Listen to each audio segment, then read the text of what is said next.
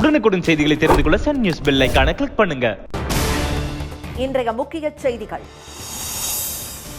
30 கோடி பேருக்கு கொரோனா தடுப்பு மருந்து. முன்கள பணியாளர்கள், முதியவர்களுக்கு முன்னுரிமை. வெள்ளை மாளிகையில் இருந்து வலுக்கட்டாயமாக வெளியேற்றம். அதிபர் டிரம்பிற்கு ஜோ பிடன் ஆதரவாளர்கள் எச்சரிக்கை. தமிழகத்தில் பட்டாசு வெடிக்க நெறிமுறைகள் அறிவிப்பு. தடையை நீக்க கோரி மத்திய அரசுக்கு திமுக கடிதம். சென்னையில் அதிகாலை முதலே விட்டுவிட்டு பெய்யும் மழை. மழையும் வெயிலும் மாறி மாறி வந்ததால் மக்கள் மகிழ்ச்சி. ஆதரவற்ற மாணவனுக்கு வீடு கட்டிக் கொடுத்து பாடம் நடத்தும் ஆச்சரியம். அரசு பள்ளி ஆசிரியரின் கல்வி சேவையால் மனம் நெகிழும் கிராம மக்கள்.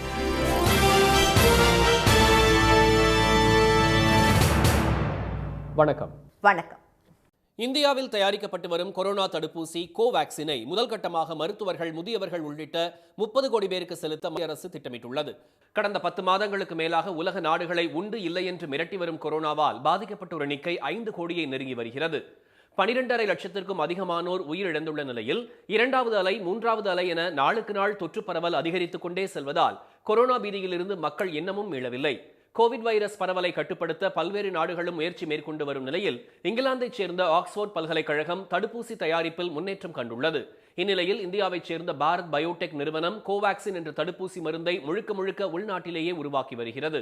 இந்த மருந்தை கொண்டு இதுவரை மேற்கொள்ளப்பட்ட பரிசோதனைகள் அனைத்தும் நல்ல பலன்களை அளித்துள்ளதாக தெரிவித்துள்ள இந்திய மருத்துவ ஆராய்ச்சி கழகம் கடைசி கட்ட பரிசோதனை 2 வாரத்துக்கு முன் தொடங்கப்பட்டதாக அறிவித்துள்ளது. பிப்ரவரி மாதம் இந்த கொரோனா தடுப்பூசி பயன்பாட்டுக்கு வரும் என எதிர்பார்க்கப்படும் நிலையில் முதல் கட்டமாக 30 கோடி பேருக்கு செலுத்த மத்திய அரசு திட்டமிட்டுள்ளதாக தகவல்கள் வெளியாகியுள்ளன. மருத்துவர்கள், செவிலியர்கள் மற்றும் கொரோனா தடுப்பு முன்கள பணியாளர்களான காவல்துறையினர், ராணுவத்தினர், சுகாதார பணியாளர்களுக்கு இதை செலுத்த மத்திய அரசு முடிவெடுத்துள்ளது. இதற்கான கணக்கெடுப்பு பணி தொடங்கிவிட்டதாக தெரிவித்துள்ள சுகாதாரத்துறை அமைச்சகம் 50 வயதுக்கு மேற்பட்டோருக்கும் முதல் கட்டத்திலேயே கொரோனா தடுப்பூசி போடப்படும் என தெரிவித்துள்ளது. இதுபோக மாற்றுத்திறனாளிகள் உள்ளிட்ட உடல் குறைபாடு உள்ளோருக்கும் முன்னுரிமை வழங்கப்படும். கொரோனா தடுப்பூசி இலவசமாகவே போடப்படும் என்றும் அறிவித்துள்ள அமைச்சகம் ஆதார் மூலம் பயனாளிகள் அடையாளம் காணப்பட்டு வருவதாக கூறியுள்ளது. அதே சமயம் கொரோனா தடுப்பூசி போட ஆதார் கட்டாயமில்லை என தெளிவுபடுத்தியுள்ள அமைச்சகம் வாக்காளர் அடையாள அட்டை உள்ளிட்ட அரசால் அங்கீகரிக்கப்பட்ட புகைப்பட அடையாளம் போதும் என்று கூறியுள்ளது. தோல்வியை ஒப்புக்கொண்டு வெள்ளை மாளிகையை விட்டு வெளியேறாவிட்டால் வலுக்கட்டாயமாக வெளியேற்றப்பட நேரிடும் என அதிபர் டிரம்பிற்கு ஜோ பிடனின் தேர்தல் குழு எச்சரிக்கை விடுத்துள்ளது. நாட்டின் 48வது அதிபரை தேர்வு செய்வதற்காக நடைபெற்ற தேர்தலில் 120 வருடங்களில் இல்லாத அளவிற்கு அதிக வாக்குகள் பதிவானது. கொரோனா தொற்று காரணமாக தபால் ஓட்டுகளும் லட்சக்கணக்கில் பதிவானதால் தேர்தல் முடிந்து 4 நாட்களுக்கு பிறகும் அதிபர் யார் என்ற முடிவை அறிவிப்பதில் சிக்கல் நீடிக்கிறது. 264 தேர்தல் சபை வாக்குகளை பெற்றுள்ள ஜனநாயக கட்சி வேட்பாளர் ஜோ பிடன் நெவாடா, பென்சில்வேனியா உட்பட வாக்கு எண்ணிக்கை தொடர்ந்து நடைபெறும் மாகாணங்களில் முன்னிலை வகிக்கிறார். குடியரசுக் கட்சி வேட்பாளரும் தற்போதைய அதிபருமான டிரம்பிற்கு 214 வாக்குகளே கிடைத்துள்ளன. இதன் மூலம் தாம் அதிபராவது உறுதி என்று தெரிவித்துள்ள ஜோ பிடன், எனினும் அனைத்து வாக்குகளும் எண்ணி முடிக்கும் வரை பொறுமை காக்குமாறு ஆதரவாளர்களை கேட்டுக் கொண்டுள்ளார். Look, we both know tensions are high. They can be high after a tough election, one like we've had. But we need to remember, we have to remain calm, patient. Let the process work out as we count all the votes. You know, we're proving again what we've proved for 244 years in this country. Democracy works. ஜார்ஜியாவில் டிரம்பிற்கும் Joe பிடனுக்குமான வாக்கு வித்தியாசம் குறைவாக இருந்ததால் மறுவாக்கு எண்ணிக்கைக்கு மாகாண அரசு உத்தரவிட்டுள்ளது. இதனால் இங்கு டிரம்பிற்கு வெற்றி வாய்ப்பு உள்ளதாக அவரது தரப்பு நம்பிக்கை தெரிவித்துள்ளது. இந்த வார இறுதியில் வெற்றி கொண்டாட்டத்தில் ஈடுபட டிரம்ப் திட்டமிட்டிருப்பதாகவும் அவருக்கு நெருக்கமான வட்டாரங்கள் தெரிவித்துள்ளதாக அமெரிக்க ஊடகங்கள் செய்தி வெளியிட்டுள்ளன. இந்நிலையில் ஜோ பிடனின் தேர்தல் குழு வெளியிட்டுள்ள செய்திக்குறிப்பில் தோல்வியை ஒப்புக்கொண்டு வெள்ளை மாளிகையை விட்டு டிரம்ப் வெளியேற வேண்டும் என்று கூறியுள்ளது. இல்லையென்றால் பாதுகாவலர்கள் மூலம் அவர் வெளியேற்றப்படுவார் என்றும் ஜோ பிடன் தரப்பு எச்சரிக்கை விடுத்துள்ளது. 8 லட்சம் தொழிலாளர்களின் வாழ்வாதாரத்தை பாதிக்கும் என்பதால் பட்டாசு மீதான தடையை நீக்க வேண்டும் என்று மத்திய அரசுக்கு திமுக கோரிக்கை விடுத்துள்ளது. சுற்றுச்சூழலுக்கு பெரும் பாதிப்பை ஏற்படுத்துவதாக கூறி ராஜஸ்தான், கர்நாடகா, டெல்லி உள்ளிட்ட மாநிலங்கள் தீபாவளி பண்டிகையின் போது பட்டாசு வெடிக்க தடை விதித்துள்ளன. தமிழகத்தில் காலை 6 மணி முதல் 7 மணி வரையும், இரவு 7 மணி முதல் 8 மணி வரை மட்டுமே பட்டாசு வெடிக்க அனுமதி வழங்கப்பட்டுள்ளது. பட்டாசு வெடிக்கும் போது சுற்றுச்சூழலை பாதுகாக்க பொதுமக்கள் பின்பற்ற வேண்டிய நடைமுறைகளை மாசு கட்டுப்பாட்டு வாரியம் வெளியிட்டுள்ளது.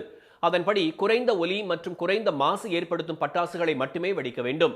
மாவட்ட நிர்வாகம், உள்ளாட்சி அமைப்புகளின் முன் அனுமதியோடு திறந்த வெளியில் பொதுமக்கள் ஒன்றாக கூடி பட்டாசுகளை வெடிக்க முயற்சி மேற்கொள்ளலாம். அதிக ஒலி எழுப்பும் தொடர்ச்சியாக வெடிக்கக்கூடிய சரவெடிகளை தவிர்க்க வேண்டும். மருத்துவமனைகள், வழிபாட்டு தலங்கள் மற்றும் அமைதி காக்கப்படும் இடங்களில் பட்டாசுகள் வெடிப்பதை தவிர்க்க வேண்டும். குடிசை பகுதிகள் மற்றும் எளிதில் தீப்பற்றக்கூடிய இடங்களுக்கு அருகில் பட்டாசு வெடிப்பதை தவிர்க்க வேண்டும் என்று மாசு கட்டுப்பாட்டு வாரியம் அறிவுறுத்தியுள்ளது. இதனிடையே ராஜஸ்தான் உள்ளிட்ட மாநிலங்கள் பட்டாசு வெடிக்க விதித்துள்ள தடையை நீக்க கோரி மத்திய சுற்றுச்சூழல் அமைச்சர் திரு பிரகாஷ் ஜவ்டேகர், தொழிலாளர் நலத்துறை அமைச்சர் திரு சந்தோஷ் கங்குபார் ஆகியோருக்கு திமுக எம்பி திரு டி.ஆர். பாலு கடிதம் எழுதியுள்ளார். பட்டாசு வெடிப்பதால் கொரோனா நோயாளிகளுக்கு பாதிப்பு ஏற்படும் என்று இதுவரை எந்த ஆய்வும் தெரிவிக்காத நிலையில் பல்வேறு மாநிலங்களின் ஒருதலைபட்சமான இந்த முடிவு தமிழகத்தில் பட்டாசு தொழிலை கடுமையாக பாதிப்பதுடன் அதில் ஈடுபட்டுள்ள 8 லட்சம் தொழிலாளர்களின் வேலைவாய்ப்பையும் பறிக்கும் பேராபத்தை ஏற்படுத்தியுள்ளதாக அவர் குறிப்பிட்டுள்ளார். ஆதாரமற்ற அறிவியல் உண்மைகளுக்கு புறம்பான தடையை நீக்க உடனடியாக தலையிட்டு உரிய தீர்வு காண வேண்டும் என்று மத்திய அமைச்சர்களை திரு டி.ஆர். பாலு கேட்டுக் கொண்டுள்ளார். சென்னையில் இன்று தொடர் மழை பெய்து வரும் நிலையில் தஞ்சை உட்பட 5 மாவட்டங்களில் கனமழைக்கு வாய்ப்பு உள்ளதாக வானிலை ஆய்வு மையம் தெரிவித்துள்ளது. வளிமண்டல மேலடுக்கு சுழற்சி காரணமாக தமிழகம் முழுவதும் பரவலாக மழை பெய்து வருகிறது. சென்னையில் சில நாட்களாக வெயில் வாட்டி வந்த நிலையில் இன்று பல்வேறு இடங்களில் விட்டுவிட்டு மழை பெய்து வருகிறது. கடற்கரை சாலை, கிண்டி, மந்தைவெளி, அடையாறு, பழைய மாமல்லபுரம் சாலை உள்ளிட்ட பகுதிகளில் அதிகாலையிலேயே மழை தொடங்கியது. இடைவேளையாக சிறிது நேரம் வெயில் அடிப்பதும் மீண்டும் மழை பெய்வதுமாக உள்ளது. புறநகர் பகுதிகளான தாம்பரம், குரோம்பேட்டை, அம்பத்தூர் உள்ளிட்ட இடங்களிலும் மழை பெய்தது. திருவள்ளூர் மாவட்டம் பொன்னேரி மற்றும் சுற்றுவட்டார பகுதிகளில் வெயிலும் மழையும் மாறி மாறி வந்ததால் பொதுமக்கள் மகிழ்ச்சி அடைந்தனர். காலையில் 5 மணிலேருந்து திடீர்னு மழை 5 நிமிஷம் பெய்யுது, திரும்ப வெயில் அடிக்குது, திரும்ப மழை பெய்யுது, திரும்ப வெயில் அடிக்குது. கிளைமேட் நல்லா இருக்குது. நல்லா மழை பெஞ்சா இந்த ஏரி குளங்கள்லாம் நிறைஞ்சுன்னா விவசாயத்துக்கு மற்ற எல்லாத்துக்கும் நல்லா இருக்கும். மழை பெய்யுன்னு எதிர்பார்க்குறோம். இந்நிலையில் சென்னையில் அடுத்த 48 மணி நேரத்திற்கு மழை தொடரும் என்றும் ஒரு சில இடங்களில் இடியுடன் கூடிய மழைக்கு வாய்ப்பு உள்ளது என்றும் சென்னை வானிலை ஆய்வு மையம் அறிவித்துள்ளது. காற்றின் திசை மாறுபாடு காரணமாக தஞ்சை, திருவாரூர், புதுக்கோட்டை, நாகப்பட்டினம், ராமநாதபுரம் ஆகிய 5 மாவட்டங்களில் கனமழைக்கு வாய்ப்பு உள்ளது என்றும் பிற மாவட்டங்களில் பரவலாக மழை பெய்யும் என்றும் தெரிவிக்கப்பட்டுள்ளது. கடலோர மாவட்டங்களில் நாளை மறுதினம் முதல் பரவலாக மழை பெய்யும் என்றும் அறிவிக்கப்பட்டுள்ளது. படிக்க இடமில்லாமல் தவித்த ஆதரவற்ற சிறுவனுக்கு வீடு கட்டி கொடுத்து பாடம் நடத்தும் அரசு பள்ளி ஆசிரியரின் சேவை கிராம மக்களை மனம் நெகிழ வைத்துள்ளது. திருவண்ணாமலை மாவட்டம் செங்கம் அருகே உள்ள குப்பநத்தத்தைச் சேர்ந்த அஜித் 9ஆம் வகுப்பு மாணவன். இவன் தனது பாட்டி கோவிந்தம்மாளின் அரவணைப்பில் வாழ்ந்து வருகிறான். குடும்ப அட்டை கூட இல்லாததால் இலவச ரேஷன் அரிசி கூட வாங்க முடியாத வறுமை நிலையில் இடியும் அபாயத்தில் உள்ள வீட்டில் படிக்க முடியாமல் அடுத்தவர் வீட்டு திண்ணையிலும் தெருவிளக்கு வெளிச்சத்திலும் படித்து வருகிறான் அஜித். கொரோனா காலத்தில் ஏழை மாணவர்களின் வீட்டுக்கே சென்று பாடம் சொல்லிக் கொடுத்து வரும் குப்பநத்தம் அரசு உயர்நிலைப் பள்ளி ஆசிரியர் திரு தமிழ்கனி இந்த மாணவனின் நிலை கண்டு கலங்கியது மட்டுமின்றி 1 லட்சம் ரூபாய் செலவில் வீடு கட்டி கொடுத்து பாடம் நடத்தி வருகிறார். சிறு வயதிலேயே தந்தை இறந்துவிட மனநிலை பாதித்த தாய் எங்கிருக்கிறார் என்று தெரியாத நிலையில் ஆசிரியரின் இந்த உதவியால் மாணவனின் எதிர்காலம் ஒளிமயமாகி உள்ளது. இந்த வீடு பார்த்தீங்கன்னா ரொம்ப ஒழுகிட்டு, மழை காலம் வந்தால் ரொம்ப கஷ்டப்பட்டுட்டு, பையன் இருக்க முடியல, உட்கார முடியல, படுக்க முடியல, ரொம்ப சிரமப்பட்டு இருக்கான். ஒருவேளை சாப்பாட்டுக்குன்னு ரொம்ப கஷ்டப்படுறான். இப்போ படுற கஷ்டத்தை பார்த்துட்டு நல்லா லைஃப்ல படிக்கணும், நல்ல நிலைமைக்கு வரணுன்றதுக்காக சார் இவனுக்காக தனியாக ஒரு வீடு கட்டி கொடுத்துருக்காங்க. அப்பா சின்ன வயசுல இறந்துட்டாரு. அம்மா மட்டும்தான் இருக்கா. அம்மா எங்க இருக்காங்கன்னே தெரியாது. கூட பாட்டி மட்டும்தான் இருக்காங்க. மழை பெஞ்சாலும் வெயிலுக்கு இந்த ஓட்ட வீட்டில் தான் இருப்பாங்க. அதனால ஸ்கூலில் படிக்கிற சாரு அந்த ஸ்கூல்ல எவ்வளோ ஏழையா ரொம்ப கஷ்டப்படுறான்னு சொல்லிட்டு அந்த சாரு அவனுக்காக ஒரு வீடு கட்டி கொடுத்துருக்காங்க. எங்களுக்கெல்லாம் ரொம்ப சந்தோஷமா இருக்கு. அதனால சாருக்கு ரொம்ப நன்றி. சம்பள உயர்வு, பணி பாதுகாப்பு என்று தங்கள் பிரச்சனைகளுக்காக ஆசிரியர்கள் போராடும் நிலையில் மாணவர்களின் எதிர்கால நலன் மீதும் இவ்வாறு அக்கறை செலுத்துவது பாராட்டத்தக்கது என்று கிராம மக்கள் கூறினர். நெய்வேலி காவல் நிலைய விசாரணை கைதி உயிரிழந்த விவகாரத்தில் இதுவரை யாரையும் கைது செய்யாதது ஏன் என்று தலைவர்கள் கேள்வி எழுப்பியுள்ளனர். காடாம்புலியூர் கிராமத்தைச் சேர்ந்த செல்வமுருகனை கடந்த 2ஆம் தேதி குற்ற வழக்கு தொடர்பாக விசாரணைக்காக நெய்வேலி காவல் நிலையத்துக்கு அழைத்துச் சென்ற போலீசார் அவரை சித்திரவதை செய்ததாக கூறப்படுகிறது. கடந்த 4ஆம் தேதி மருத்துவமனையில் சேர்க்கப்பட்ட அவர் சிகிச்சை பலனின்றி உயிரிழந்தார். இந்த சம்பவம் கடலூர் மாவட்டம் முழுவதும் பெரும் அதிர்வலைகளை ஏற்படுத்திய நிலையில் சிபிசிஐடி விசாரணைக்கு இந்த வழக்கு மாற்றப்பட்டுள்ளது. காவல் நிலைய மரணம் குறித்து திமுக தலைவர் திரு மு.க. ஸ்டாலின் விடுத்துள்ள அறிக்கையில் சாத்தான்குளம் சம்பவத்துக்கு பிறகு உயர்நீதிமன்றமே எச்சரித்தும் இதுபோன்ற போலீஸ் டார்ச்சரும் கஸ்டடி மரணங்களும் தொடர்வது கண்டனத்துக்குரியது என்று தெரிவித்துள்ளார். செல்வமுருகன் காவல் நிலையம் அழைத்து வரப்பட்டது உண்மையான வழக்கிலா அல்லது பொய் புகாரிலா? விசாரணைக்காக வந்தவர் ஏன் மிருகத்தனமாக தாக்கப்பட்டார்? அவரை தாக்கியவர்கள் யார் யார் என்று அடுக்கடுக்காக கேள்விகளை எழுப்பியுள்ளவர் கொடுமையான சித்திரவதைக்கு உள்ளாக்கி மரணத்துக்கு காரணமானவர்கள் ஏன் இன்று வரை கைது செய்யப்படவில்லை என்று வினவியுள்ளார். இப்பிரச்சனை குறித்து சென்னையில் செய்தியாளர்களிடம் பேசிய தமிழக வாழ்வுரிமை கட்சி தலைவர் திரு வேல்முருகன் உயிரிழந்த செல்வமுருகன் விவகாரத்தை கொலை வழக்காக பதிவு செய்ய வேண்டும் என்று கோரிக்கை விடுத்தார். அவருடைய குடும்ப உறுப்பினர்கள் மற்றும் நண்பர்களிடத்தில் விசாரித்ததன் அடிப்படையிலும் இது காவல்துறையால் திட்டமிட்டு நடத்தப்பட்ட ஒரு கொலைவெறி தாக்குதல். மீண்டும் தமிழ்நாட்டில் ஒரு சாத்தான்குளம் சம்பவம் நடந்திருக்கிறது. உடனடியாக இதில் பாரபட்சமற்ற நேர்மையான ஒரு நீதி விசாரணையை சிபிசிஐடி நடத்த வேண்டும். சம்பந்தப்பட்ட காவல் ஆய்வாளர், உடந்தையாக இருந்த காவலர்கள் 302 என்கிற கொலை வழக்கு பதிவு செய்து அவர்கள் கைது செய்யப்பட்டு சிறையில் அடைக்கப்பட வேண்டும். செல்வமுருகன் மரணம் தொடர்பாக புகாருக்கு ஆளான காவல்துறை ஆய்வாளர் அதே இடத்தில் தொடர்வதால் சாட்சிகள் கலைக்கப்படுவதாக திரு வேல்முருகன் புகார் கூறினார். மதிமுக பொதுச் செயலாளர் திரு வைகோ, கொங்குநாடு மக்கள் தேசிய கட்சி தலைவர் திரு ஈஸ்வரன், மனிதநேய மக்கள் கட்சி தலைவர் திரு ஜவாஹிருல்லா ஆகியோரும் நெய்வேலி மரணத்தை கொலை வழக்காக பதிவு செய்ய வலியுறுத்தியுள்ளனர். பாமக நிறுவனர் டாக்டர் ராமதாஸ் வெளியிட்ட ட்விட்டர் பதிவில் நெய்வேலி காவல்துறையினர் மீது கடுமையான நடவடிக்கை எடுக்க வேண்டும் என்று கோரியுள்ளார். இதனிடையே உயிரிழந்த செல்வமுருகனின் உடலை வாங்க மறுத்து நேற்று முதல் போராட்டத்தில் ஈடுபட்டு வரும் அவரது உறவினர்கள் நெய்வேலி போலீசார் மீது குற்ற வழக்கு பதிவு செய்யும் வரை உடலை வாங்க மாட்டோம் என்று தெரிவித்துள்ளதால் பதற்றம் நீடிக்கிறது. தமிழகத்தில் வாக்காளர் பட்டியலில் இருந்து திமுக ஆதரவாளர்களின் பெயர்கள் நீக்கப்பட்டுள்ளதாக அக்கட்சி குற்றம் சாட்டியுள்ளது. தமிழக சட்டப்பேரவைக்கு அடுத்த ஆண்டு ஏப்ரல் மாதம் தேர்தல் நடைபெறும் என எதிர்பார்க்கப்படுகிறது. இதற்கான பூர்வாங்க பணிகளை தேர்தல் ஆணையம் தொடங்கியிருக்கும் நிலையில் கட்சிகளும் பிரச்சாரத்தை முடுக்கிவிட்டுள்ளன. இந்நிலையில் சட்டப்பேரவை தேர்தலில் முறைகேடுகள் செய்வதற்கான நடவடிக்கைகளை அதிமுக அரசு தற்போதே தொடங்கிவிட்டதாக திமுக குற்றம் சாட்டியுள்ளது.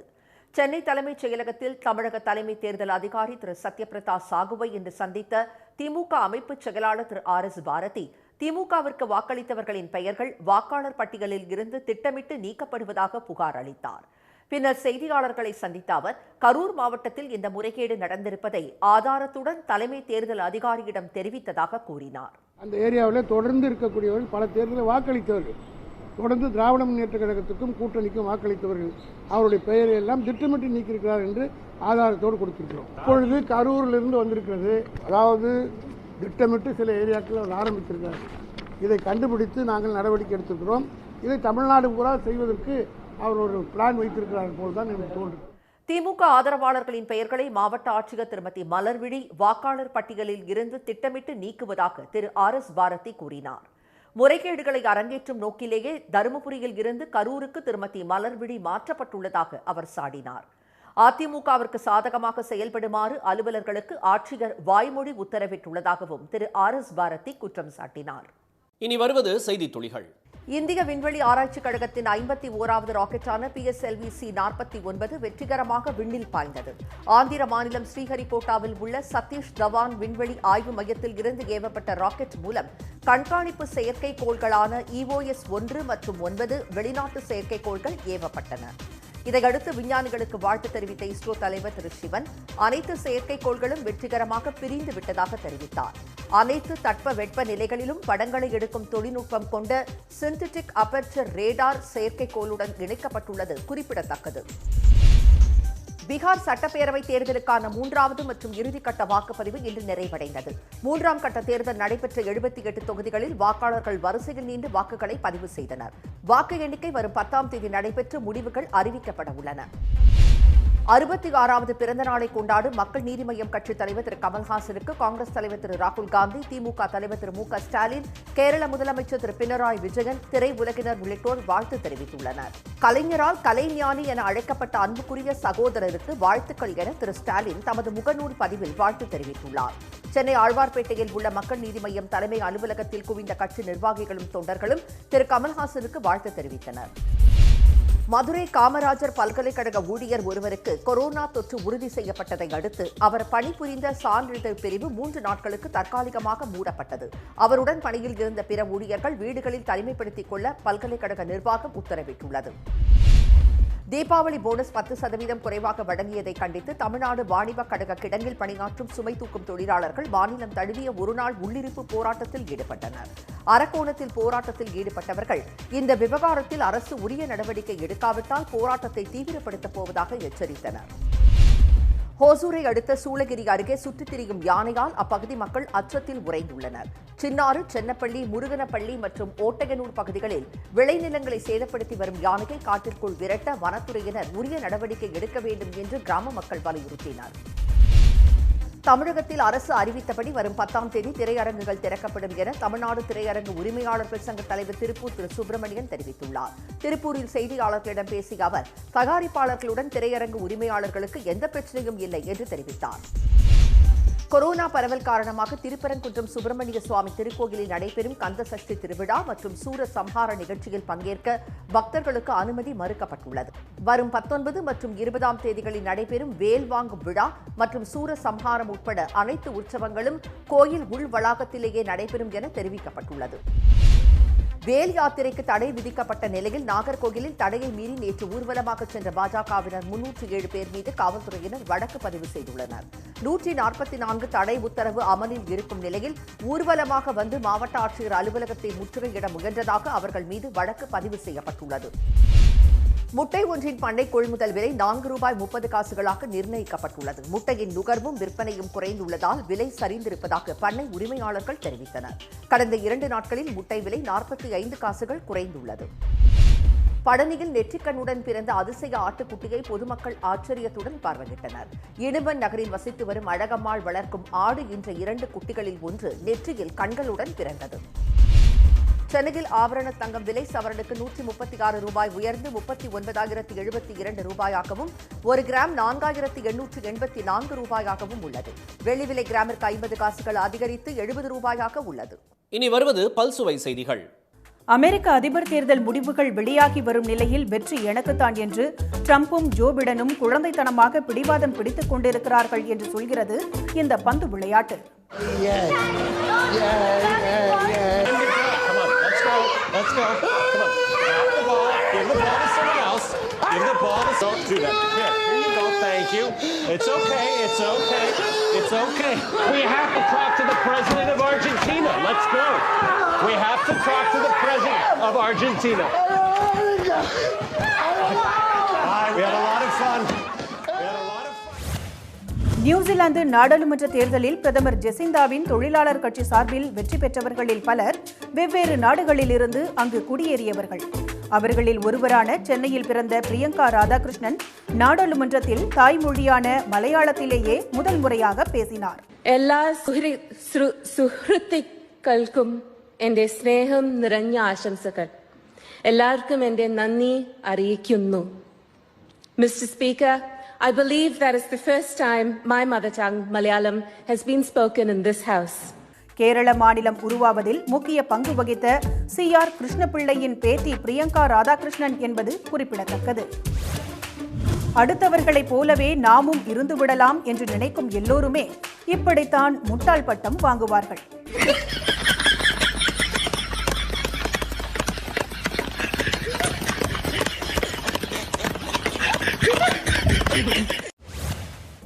முழு பூசணிக்காயை சோற்றில் மறைப்பது போல சிலர் ஏமாற்று வேலை பார்ப்பார்கள். இதெல்லாம் கண்கட்டி வித்தையல்ல, தந்திரம்தான்.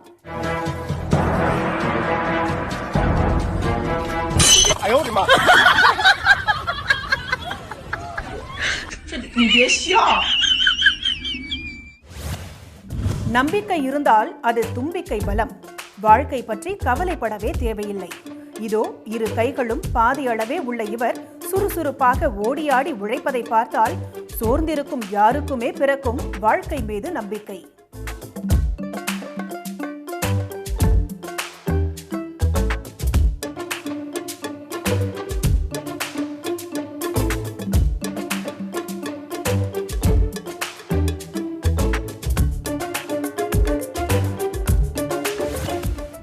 எதில் மூழ்கி போனாலும் அது போதை போன்றதுதான். மெய்நிகர் விளையாட்டை மெய் என்று கருதினால் இப்படித்தான் முட்டி மோதி காயம்பட வேண்டும்.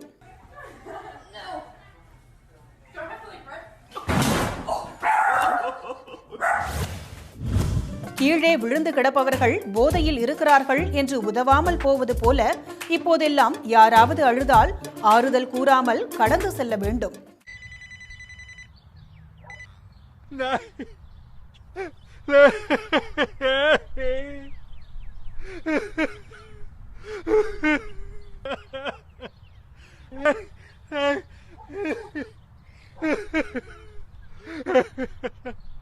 I got COVID. I got COVID. மீண்டும் இன்றைய முக்கிய செய்திகள். இந்தியாவில் தயாரிக்கப்பட்டு வரும் கொரோனா தடுப்பூசி கோவாக்சினை முதற்கட்டமாக மருத்துவர்கள், முதியவர்கள் உட்பட 30 கோடி பேருக்கு செலுத்த மத்திய அரசு திட்டமிட்டுள்ளது. 8 லட்சம் தொழிலாளர்களின் வாழ்வாதாரத்தை பாதிக்கும் என்பதால் பட்டாசு மீதான தடையை நீக்க வேண்டும் என்று மத்திய அரசுக்கு திமுக கோரிக்கை விடுத்துள்ளது. சென்னையில் இன்று தொடர் மழை பெய்து வரும் நிலையில் தஞ்சை உட்பட 5 மாவட்டங்களில் கனமழைக்கு வாய்ப்பு உள்ளதாக வானிலை ஆய்வு மையம் தெரிவித்துள்ளது. இத்துடன் இந்த செய்திகள் நிறைவடைந்தன. மீண்டும் சன் டிவியில் செய்திகள் நாளை காலை 7:30 மணிக்கு. செய்திகளை உடனுக்குடன் தெரிந்து கொள்ள சன் நியூஸ் தொலைக்காட்சியை பாருங்கள். வணக்கம்.